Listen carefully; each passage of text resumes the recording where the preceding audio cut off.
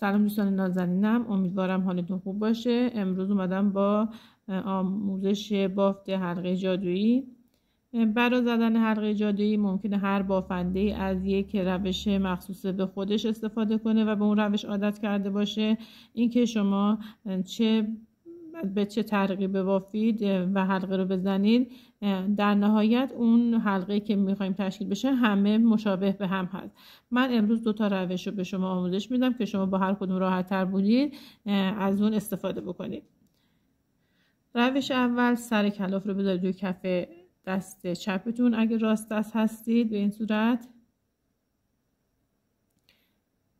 از دو ببرید، از رو انگشت وسط رد بکنید، یه بار دور انگشت وسط بپیچونید، بعد ببرید دور انگشت بالا بپیچونید.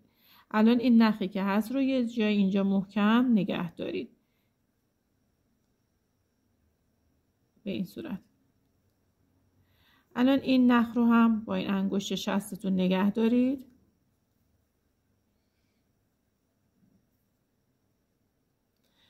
میبرید قلاب رو از زیر نخ سمت خودتون، نخ بلند رو میگیرید میارید همینجا یه زنجیر میزنید.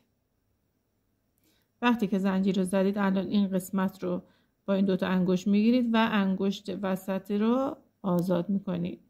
این حلقه که میخوایم تشکیل شده. حالا بسته این که بافت شما چند تا دونه احتیاج داشته باشید، درون این حلقه پایه میزنید. پایه بلند یا پایه کوتاه، باز اونم بستگی به بافتتون داره. من اینجا 10 تا پایه متوسط میزنم و بعد بافت رو جمع میکنم. هم پایه متوسط که میخوایم بزنیم، پایه اولمون 2 تا زنجیر است. من 2 تا زنجیر رو زدم. الان 9 تا پایه متوسط دیگه میزنم.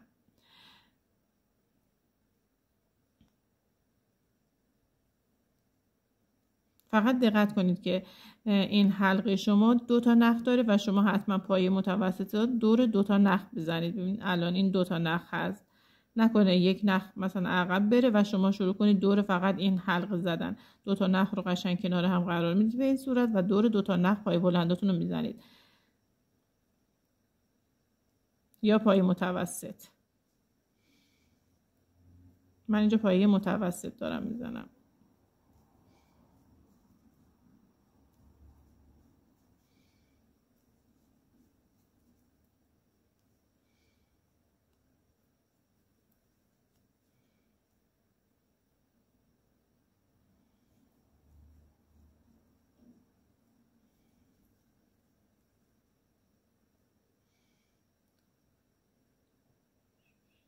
ده تا پایه متوسط زدم به این صورت در اومد.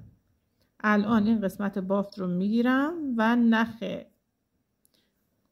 کوتاهی که اینجا هست این رو میکشم تا بافت جمع بشه.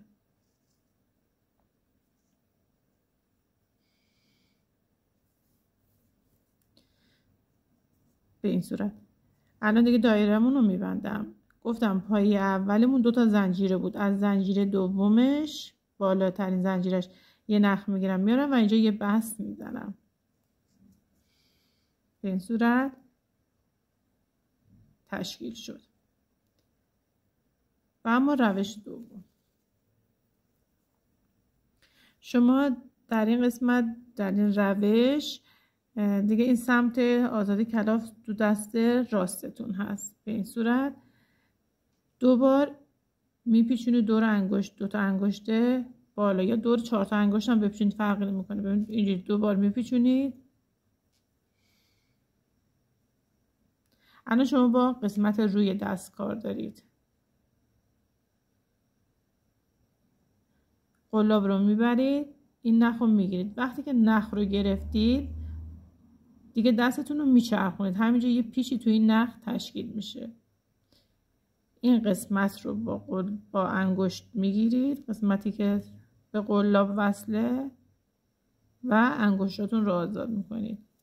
باز بستگی به این که شما چه بافتی چه پایه‌ای میخواید بزنید زنجیره میزنید. من چون پایه بلند میخوام بزنم، الان توی این حلقم 3 تا زنجیره میزنم، پایه اولم حساب میشه.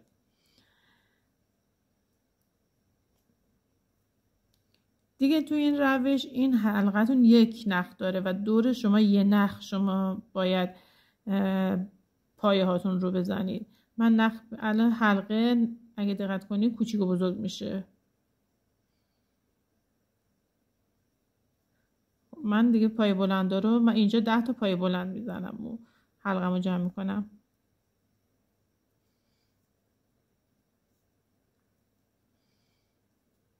حلقه رو یکم کوچیک‌تر میکنم که راحت تر باشه.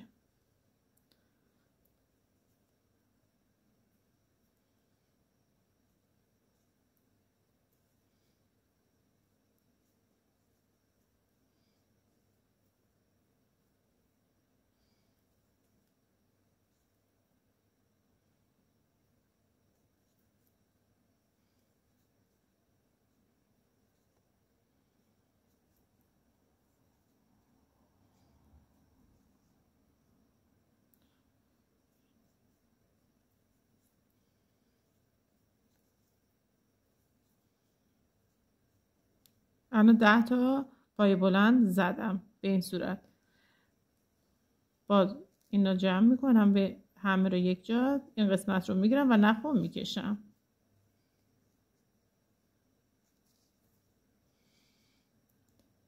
پایه اول که 3 تا زنجیره بود، از زنجیره سومش یه نخ میگیرم میارم.